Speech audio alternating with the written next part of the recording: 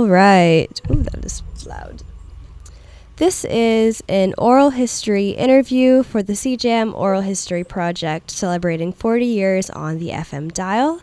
My name is Olivia Patricia, and I am sitting in the large studio at CJAM, and I'm on an online video call with Richard Rizok. Am I saying that correctly? You are. Awesome. It is currently July 14th, 2023, and it is 1:09 p.m. How are you today, Richard? I'm very well. I'm just going to grab my headphones. I'm doing well. I'm excited to get a chance to talk about CJAM. It's been a while. Yeah. So you said that you were the host of Digestive Tracks from 2001 to 2004. Can you talk about that a bit? Yeah, I mean, it might have actually been longer. It might have been up to 2006. I mean, it's all a very long time ago, but for sure we can talk about that. Yeah. So I guess we can start from. Actually, I'll wait till you get your headphones on. Sorry. Yeah, no problem. Just be a second here.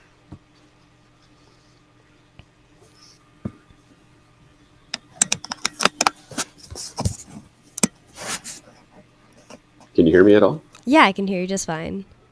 That's better. Yeah, this is great. Okay. So yeah, what are we? How do these conversations generally Cool. go? I mean, I guess where were you born and raised? I was born and raised in Windsor, Ontario.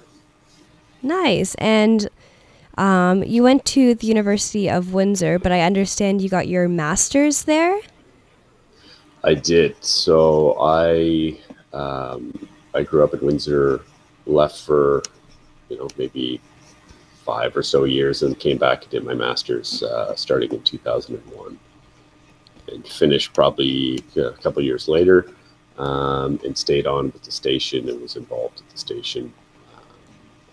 I want to say up until 2006. I was looking at. I was trying to find some old artifacts that I might have laying around. I don't have much left, but I have a couple of things, and one of them said 2006. So I assume that's about the time that I moved back to Toronto, and that was pretty much it for me. So what program were you in when you were at the University of Windsor? I was in the Master's Business Administration program, MBA. That's cool. And what made you decide you wanted to be a part of CJAM? That's a good question. I was thinking about this.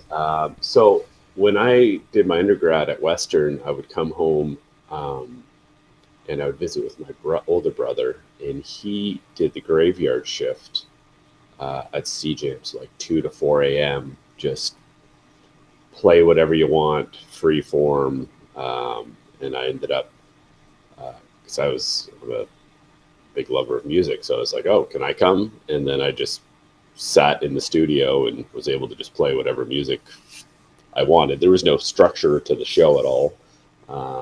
And I loved it. So I would come out whenever I was in town and play a bit. And then when I moved back, my brother was also good friends with Christian Gagne, who was the station manager at the time. So got to know Christian, and then I would just kind of hang out at the studio, come see him when I was at school. Actually, this is before school. And he offered me a show, and the rest is history, I guess. Nice.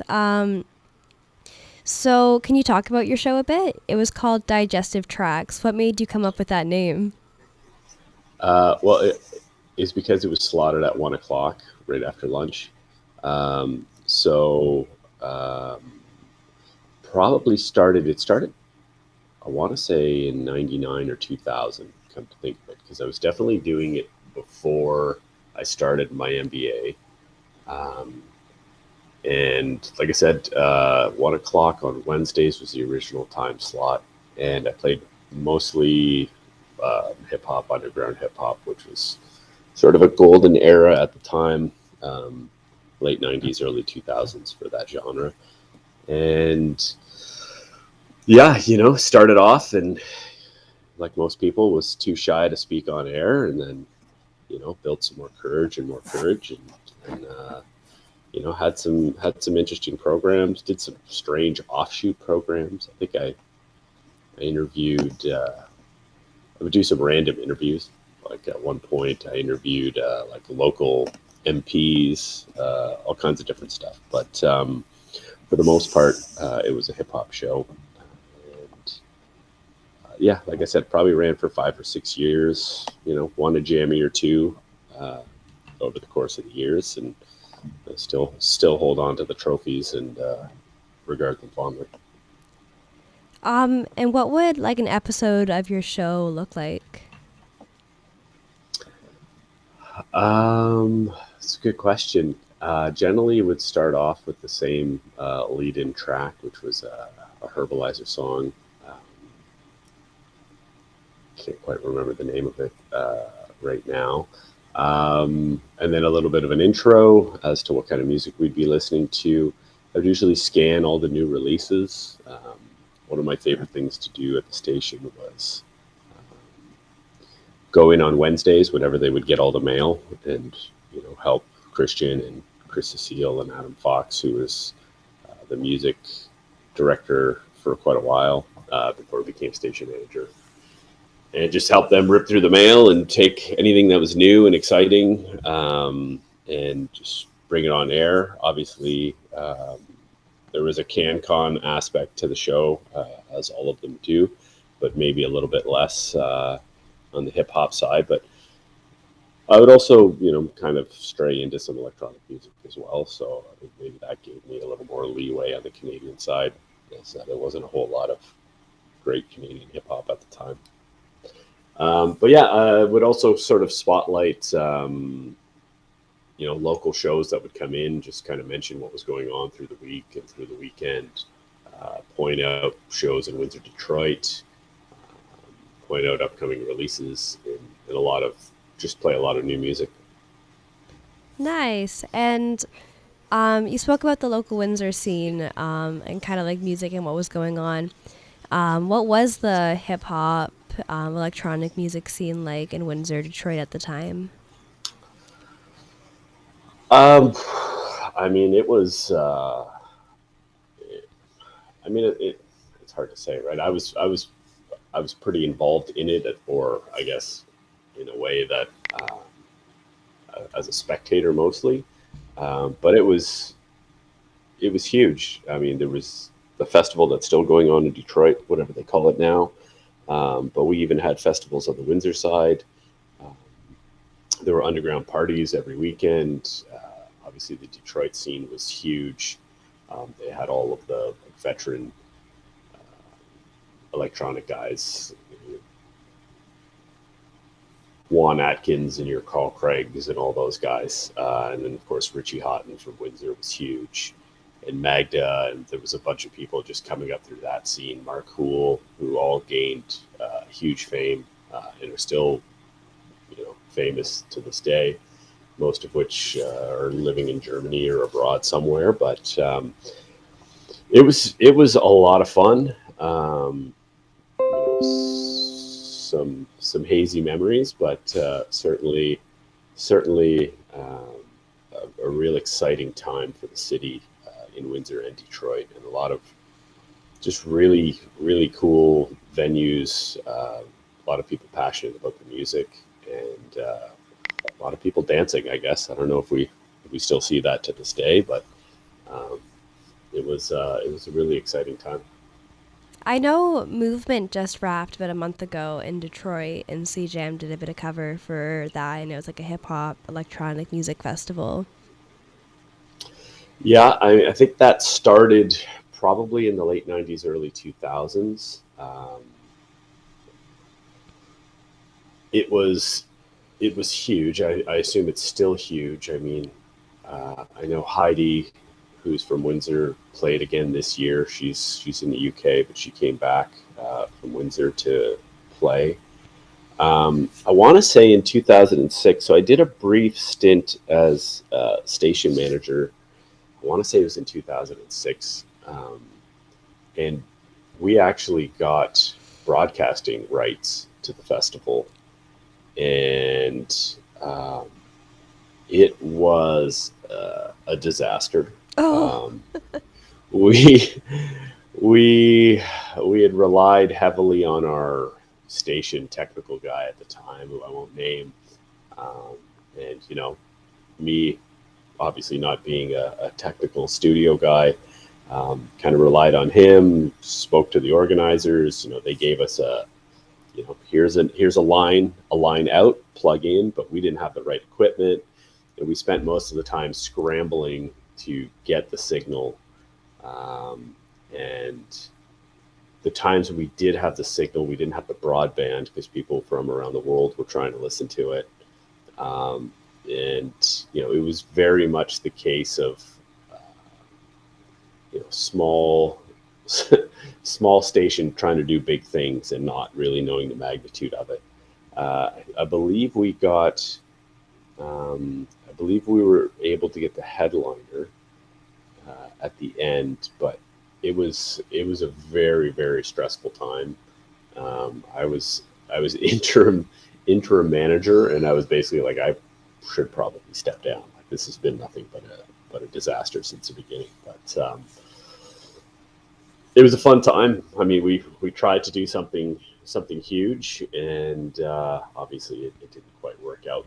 But just being involved, we had our logo on the posters across Windsor and Detroit and on the website, and obviously we did a pretty significant job of trying to promote it on the Windsor side. So, um, yeah, I'm happy to see the festival still going on. I don't think Windsor still does any type of electronic music festivals, but nice to see it still in Detroit. I know we did this year. We did a couple, like, there was like a little party going on, and then CJAM did. We didn't broadcast any of it, but we did talk about it and like have some interviews come in. But it just takes a lot of guts to try something new like that, and definitely props to you for taking that initiative, because that is so cool. Even though it didn't work out like the way you wanted it to, that's still, I think it's still cool Yeah, that like you tried and that CJ put itself out there for that. yeah. I mean, we're often the kind of looked at as I guess the smaller station or the little brother of WDET, or however you want to look at it. But the impact CJM's had on the people when I was there, um, you know, most of them have gone on and done great things, and still remain involved in music in one way or another. But it was it was a pretty turbulent time at the station. I don't know how much we want to get into that detail wise. I'm assuming you're going to be editing these things, so um, some of this may not be for sharing or publication. But our station manager at the time had gotten into some legal trouble, and I was on the board, and it was a bit. There was some weird stuff going on when I joined the board. There was some money was going from the station to the press club, and then back from the press club to the station. So there was definitely some financial stuff that was not above board that was happening that we put a stop to. Um, and at the time, at least in my opinion, the station was kind of mired in a, I don't know how to say this. It was kind of stuck. Nothing was moving forward. Like, the board would be approving funding for all kinds of stuff to do stuff to, you know, refurbish the studios, refurbish the on-air studio, refurbish the lobby, paint the lobby. Um, we had money set aside to do like a website relaunch and a rebranding and all this stuff, and it all sort of wasn't progressing as some would have liked. And when I stepped in for a bit, I tried to push as much of that as we could. We had an absolutely amazing uh, volunteer. I think she won Volunteer of the Year every year that we were there, and her name escapes me at the moment. Um, but I think she just came in on her co-op hours and painted the studio. And we went to the local Teppermans and bought new furniture, and brought in a a mini fridge, and just little things to like make it not just piles of CDs and records, which it used to be. And there's a lot of people who put a lot of time and a lot of volunteer time into making the station great. And I have no idea what it looks like now, but I can tell you that, uh, you know, previous to 2000 and around 2000, it was in pretty rough shape. Um, nothing worked. You'd be on air and nothing worked. We got new boards in, and uh, we were still using 8-track players for promo ads. I'm sure you're not doing that anymore. We moved that to digital for the most part. Like there was a big transition in that time, and there was a lot of people who put a lot of time in. Adam Fox, I don't know if you're talking Adam, but he was instrumental in pushing that forward. Um, Christian Gagne, I'm not sure if you've had a chance to talk to him or you will talk to him. He was station manager for a long time and was a huge part of building the culture at the station. Chris Cecile as well.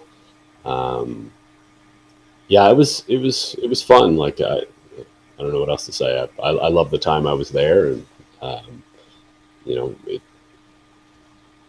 it had impacts on things down the road in my career that I never would have thought would have had impacts, like having the ability to talk in front of people, um, which is something I never would have done before CJAM, and just getting involved in organizations and volunteering. That's something I think more people should do. Mm-hmm. You did speak about your brief stint as station manager. I guess, like, how did you end up in that role? Um, Good question. So the station manager, as I mentioned, it got into some legal trouble and had to step away. I was on the board, um, and the next person sort of in line that you would think um, who would take over, sort of the second in command at the time. Uh, the board was not super happy with the job they were doing, and they thought moving that person into station manager wasn't going to help move the agenda forward of improving the facilities and doing stuff like uh, you know, simulcasting movement, or you know we also totally revamped the jammies. The jammies used to just be, you would be in the bar, and I mean people loved it, but you'd be in the basement of the Pogos and the Coach and Horses in this bar, and station manager would buy a bunch of pictures, and you would get an award that was a piece of paper with a CD flipped over on it with something printed out that said, you know, you won this and this award. And we changed it. We got actual trophies or medals. We got sponsors from all over downtown to bring gift cards, and Dr. Disc would donate a bunch of albums, and we bring in some not big bands, but exciting bands from out of town that were getting a lot of radio play. We bring in somebody different than the same bands you would hear every weekend at the same bars over and over. So we there was a big transition that I felt and the board felt needed to happen, and I volunteered to take the position for, I think it was maybe 3 or 6 months, and I knew it was going to be contentious. So the it also coincided with my the end of my term on the board, and I said I wouldn't go for re-election. I would just step in as station manager, keep the station afloat, try to move forward on some of these projects, and then step away. And that's what happened. And some people were not happy, but others were. So it's what it is, I guess. I know, like, a constant theme in my research is from, like, I've been looking at CJAM from the 70s to the present recently a lot.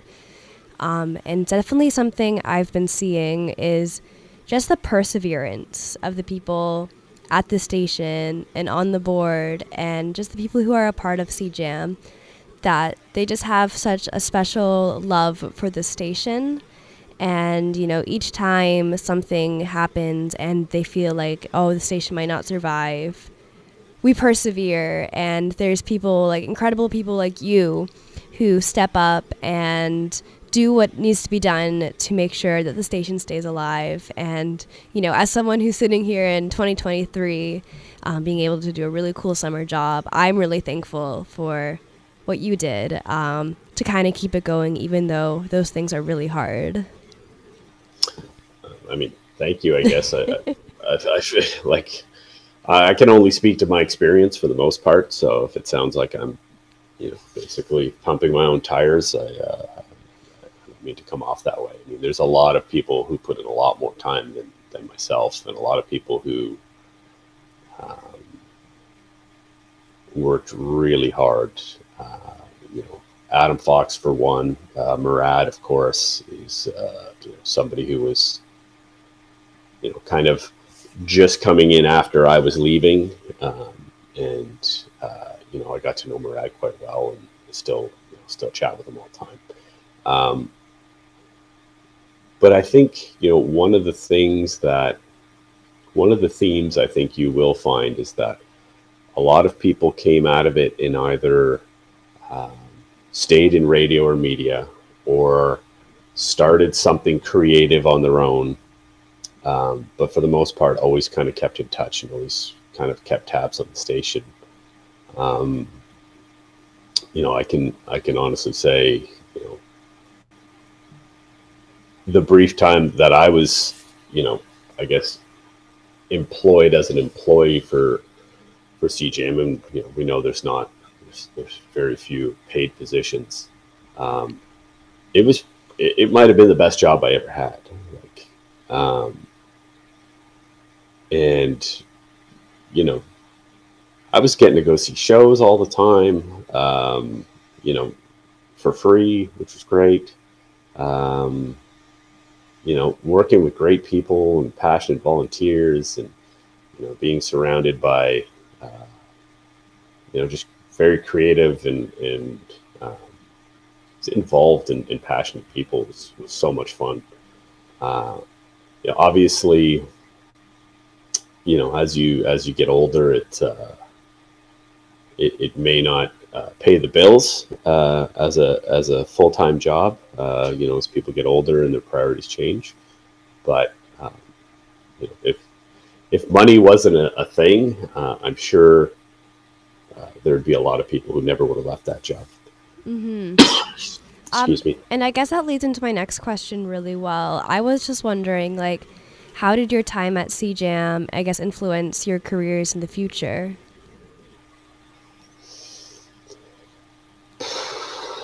I mean, that's an interesting question. So, at the same time that I was at CJAM, I was running. There was an independent magazine that I was managing editor at the time, and for me, I have a love of music and the arts in general, but I'm not a creative person. So, for me to have a way to sort of contribute or be a part of that scene, I had to do it more from an administrative or a organizing point of view. So, as far as how it pushed my careers, I mean, if anything, it delayed it a few years because I was having so much fun. But I think it's more of the skills that you learn while you're there. And like I mentioned, one was just public speaking. That's a huge one. Being exposed to and meeting people from all kinds of different backgrounds and cultures is huge. In a lot of industries, especially a lot of industries in Windsor at the time, which was automotive. It was very male dominated, very don't know, monochromatic. I don't know how you call it, but there wasn't a whole lot of diversity in that, diversity of culture in that. So I mean, that to me was a big piece of it, um, and learning how to manage and work with volunteers, I think, is a huge skill that you can take away from it. And by that, I mean the ability to motivate and engage with people who aren't there for money. They're there because they care about something and they want to do something and they want to share some part of them or their culture. Uh, but to be able to keep people motivated and coming back, and there's if you've got an 11:30 p.m. time slot on a Thursday in the wintertime, sometimes it's hard to get out and do your show. And um, to keep people engaged and motivated and excited, I think that's um, certainly uh, something that I think I took away from it. And then again, just kind of giving back, right? I mean, constantly being involved in some sort of volunteering. Um, and I think CJAM was the first board I ever sat on, and it was one of those things where it was just like, there's nobody. If you want to come, you're on the board. Like, we don't have to have a vote because there's just nobody here, and we need quorum. And, then you start to look at, okay, well, what are we doing? Nobody.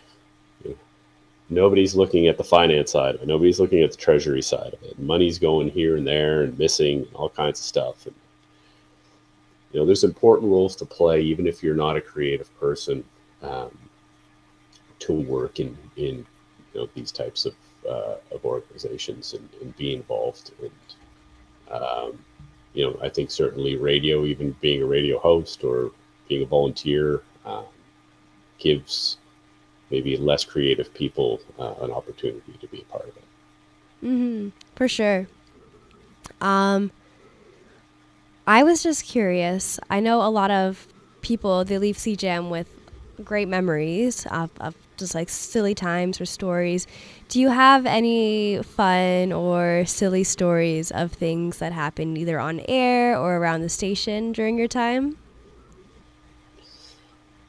Yeah, I mean, there was a lot that went on. Um, I was around the station a lot, especially in the early 2000s. Like I was in there almost every day, just as a volunteer. We had a lot of laughs. There was Adam Fox and Jan Blondin, who was on the board for a while and had a great show for years. They did some of the funniest ads you would have ever heard to promote CJAM. Um, some of them, some of them probably not the most ethical looking back, but at the time were hilarious. I had really good friends who had great shows and would just go sit in the lobby and listen to them. And we'd go out after and have a few drinks and talk about new music and what was going on. Obviously that movement festival was a big thing. A huge something that'll sit in my mind forever. Um, I remember sitting up at the top of the booth, and we finally got the signal to work. And I was sitting up there with Angela Lowe, who was a longtime volunteer, um, and just being so drained emotionally, but also so happy it finally worked out. Um, what other memories do we have? The jammies were always a lot of fun.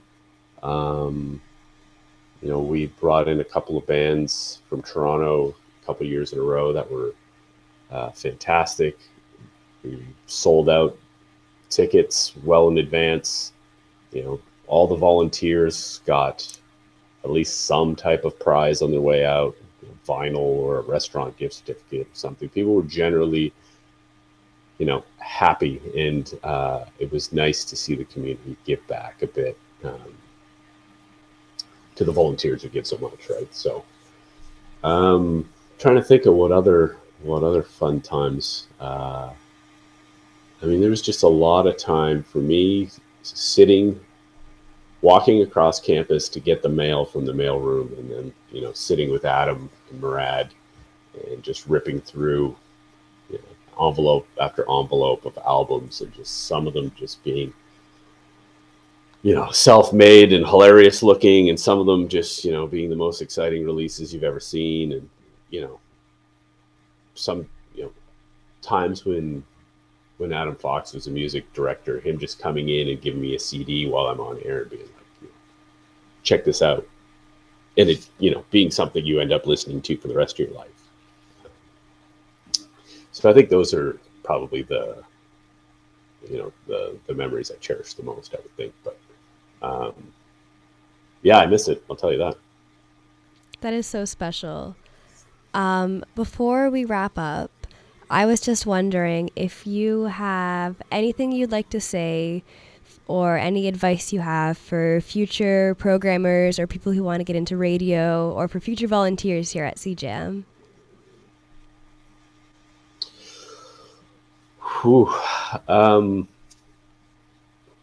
I think CJAM has, at least when I was there, a very strong and sort of a deep roster of volunteers, people with well-established shows that have been going on for decades and decades. Um, so, what I would say, if you want to get involved at CJAM and you want to get involved in a show, um, there used to be sort of a volunteer orientation program. I mean, that's a great way to start. Um, be willing to take on, that graveyard shift and come in and sort of get your feet wet, and you know try talking on the air. It's terrifying the first time you do it. At least it was for me. But um, it's about taking yourself out of your comfort zone. But um, a lot of it has to do with the leadership at the time. When you're there, I don't know who's in charge now. I know Murad's sort of stepped away a few years ago, at least for the music side. Um, but when I started, the leadership there was very welcoming, and I hope it still is. But get involved. There's so much that can be done. At least when I was there was just so much that had to be done. And if you really want to help out an important organization like CJAM, you know, come organize shelves, or find something that you're good at, that has a transferable skill that you can bring to CJAM, and sort of lend them a hand with something that they need help with. Because from a paid staff perspective, there's just too much work uh, for a handful of people. Um, so there's no lack of things to do. So if you want to get involved, ask what needs to be done, and I'm sure there's a laundry list of things that need to be done around the station and in the community. As far as getting into radio, the landscape shifted so much since I was there. Everything's digital. Everything is Apple Music and Spotify and all these things. I still think there's definitely um, an important role for campus community radio to play. And I think it's very important that new people and young people continue to get involved, because um, the old dinosaurs like me are often distracted and have other things going on um, in their lives, and devoting a few hours to being on air. And it's not just being on air, right? If you're going to do a quality show, you have to do your research, and you have to put your time in beforehand and be prepared.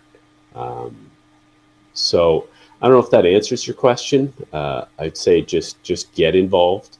As far as getting into radio now, I'd probably be the last person to ask, because I haven't been involved in 20 years. But um, I would have loved to continue, but you know my path sort of went a different direction. So I'm not sure if that answers the question or not.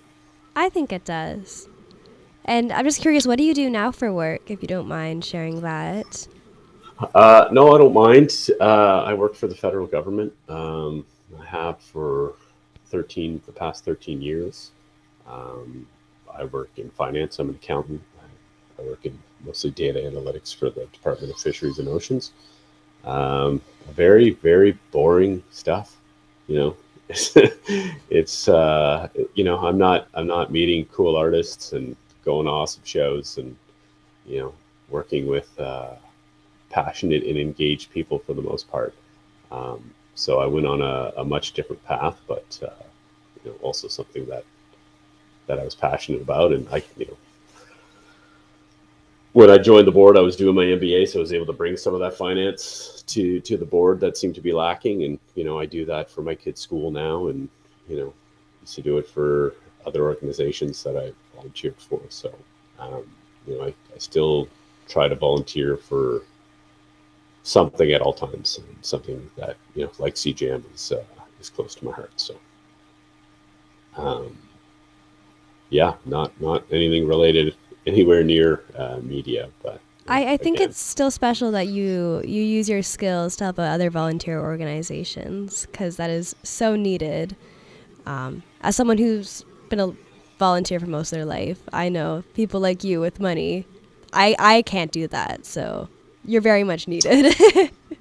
yeah, and I mean, I try to, I've got younger staff, and I definitely encourage them to get involved in these roles. And just in Ottawa, right, you see a lot of demand for treasury skills, and I mean, A, it's not for everybody, and B, it's ideally for people with the right sort of ethical compass, because it's very easy and very sad when you see small organizations get taken advantage of for people who do know money and know how to take advantage of it.